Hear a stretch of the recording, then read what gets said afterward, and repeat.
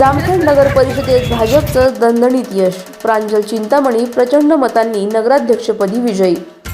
जामखेड नगर परिषद निवडणुकीत भारतीय जनता पार्टीला दणदणीत यश मिळालं आहे. भाजपाचा नगराध्यक्षपदाच्या उमेदवार प्रांजल चिंतामणी या प्रचंड मतांनी विजयी झाले आहेत. या निवडणुकीत भाजपाने 15 जागांवर विजय मिळवत स्पष्ट वर्चस्व सिद्ध केलं आहे, तर राष्ट्रवादी काँग्रेसला 9 जागा आणि बहुजन वंचित आघाडीला 2 जागांवर समाधान मानावं लागलं आहे. या विजयामागे भाजपाचे सभापती राम शिंदे यांचा मोठा वाटा असल्याचं बोललं जात आहे. जनतेने दाखवलेल्या विश्वासाला कधीही तडा जाऊ देणार नाही, अशी ग्वाही नवनिर्वाचित नगराध्यक्ष प्रांजल चिंतामणी यांनी दिली आहे. जनतेने आमच्यावर जो विश्वास टाकला आहे त्या विश्वासाला आम्ही कधीही तडा जाऊ देणार नाही. जामखेडच्या विकासासाठी कटिबद्ध राहू. या निकालावर प्रतिक्रिया देताना सभापती राम शिंदे यांनी विरोधकांवरही निशाणा साधला आहे. विरोधकांनी विशेषतः आमदार रोहित पवार यांनी केलेल्या टीकेला जनतेनंच उत्तर दिलं असल्याचं त्यांनी स्पष्ट केलं. शेवटी जनतेचे प्रश्न सोडवणं महत्त्वाचं असतं. भूमिपुत्र म्हणून जनतेने मला कौल दिला. देशात पंतप्रधान नरेंद्र मोदी आणि राज्यात लाडके मुख्यमंत्री देवेंद्र फडणवीस यांच्या नेतृत्वावर जनतेने विश्वास व्यक्त केला असून त्याचाही फायदा जामखेड नगर परिषद निवडणुकीत भाजपाला झाला आहे. ज्या दिवशी विरोधकांनी मोर्चा काढण्याचा निर्णय घेतला त्या दिवशीच खऱ्या अर्थाने आम्ही विजयी झालो होतो. एकूणच जामखेड नगर परिषद निवडणुकीत भाजपाने सत्ता कायम ठेवत राजकीय ताकद पुन्हा एकदा अधोरेखित केली आहे. प्रतिनिधी नासिर पठाणसह कॅमेरामन जाकीर शेख, जामखेड. भारतीय जनता पार्टीचा काय वाटतं एकंदरीत आज आपला विजय झाला तर? जनतेने दिलेला आशीर्वाद आहे. हा माझा एकटीचा विजय नसून हा पूर्ण जामखेडकरांच्या जनतेचा विजय आहे. त्यामुळे जनतेने आणि राम शिंदे साहेबांची साथ आणि राम शिंदे साहेबांचा ह्यामध्ये खूप मोठा विजय आहे असं मला वाटते. पार्टीच्या उमेदवार सौभाग्यवती प्रांजलताई अमित चिंतामणी या विक्रमी मताने नगराध्यक्ष झालेला आहे. त्याचबरोबर 24 नगरसेवकापैकी 15 नगरसेवक हे भारतीय जनता पार्टीचे निवडून आलेत आणि नगरपालिकेवरती निर्विवादपणे भारतीय जनता पार्टीचा झेंडा हा लावलेला आहे.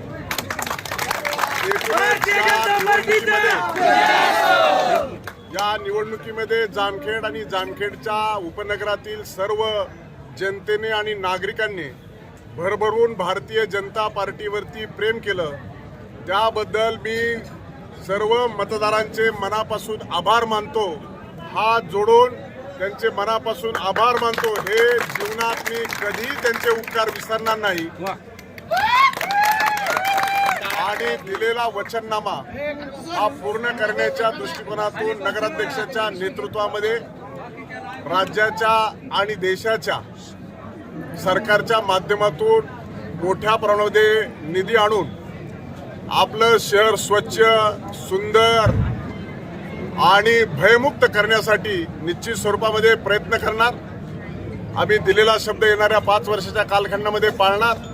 जनतेने आमच्या वचननाम्यावरती विश्वास ठेवून भरभरून आमच्यावरती प्रेम केलं आणि नगराध्यक्षांना सहित नगरसेवकांनी निवडून दिलं. आमचे काही नगरसेवक काही थोड्याफार फरकाने अतिशय चांगले उमेदवार असून देखील पराजय झाला. निश्चितच त्याची मनामध्ये अतिशय खंत आहे आणि येणाऱ्या कालखंडामध्ये निश्चित स्वरूपामध्ये जे निवडणुकीमध्ये यश मिळालं ते यश अतिशय मोठं आहे. आणि विरोधकाच्या प्रचाराला कुठंही थारा न देता भूमिपुत्राच्या शब्दावरती विश्वास ठेवून ज्या शहरातील जनतेने मोठं मताधिक्य देऊन भारतीय जनता पार्टीच्या हातामध्ये सत्ता दिली आहे. आणि म्हणून आरोप प्रत्यारोप करत असताना खोटं नाटं बोलणं हे अंगलट कसं आलं हे या निवडणुकीवरून आपल्या लक्षात येतं. आणि म्हणून काही काळापूर्वी ज्या घटना घडल्या त्या निश्चित स्वरूपामध्ये दुर्दैवी आहेत. आपल्या शहराचा आणि तालुक्याचा मान सन्मान माध्यमातून आम्ही आता त्याचा सिक्वेन्सली विचार विनिमय करून नगरपालिकेच्या बॉडीमध्ये ठराव घ्यायचा, कोणते कामं प्राधान्याने घ्यायचे, कोणत्या कामाला प्राधान्याने निधी उपलब्ध करून द्यायचा आणि अतिशय चांगल्या दर्जाची क्वालिटीची कामं करण्याच्या दृष्टिकोनातून आमचा प्रयत्न हा राहणार आहे.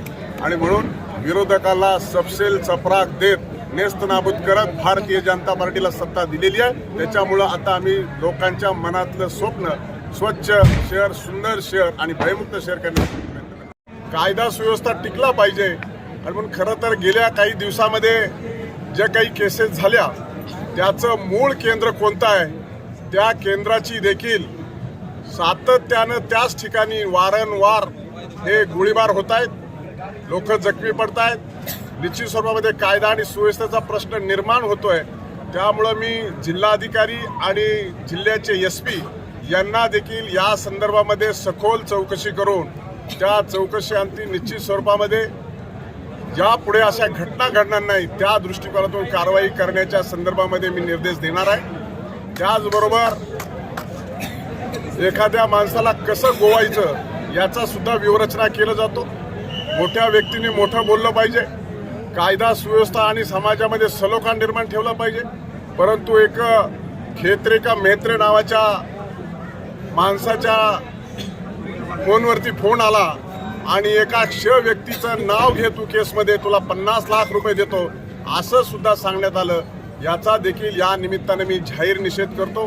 अशा स्वरूपाचं कधी झालं नव्हतं ते या शहरामध्ये होत असताना आपल्याला दिसतंय.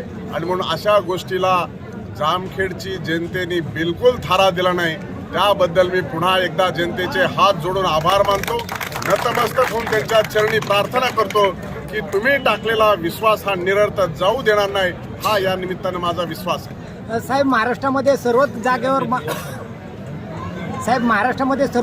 भारतीय जनता पार्टीचा झेंडा फडकला. आपण सभापती म्हणून कसं पाहता?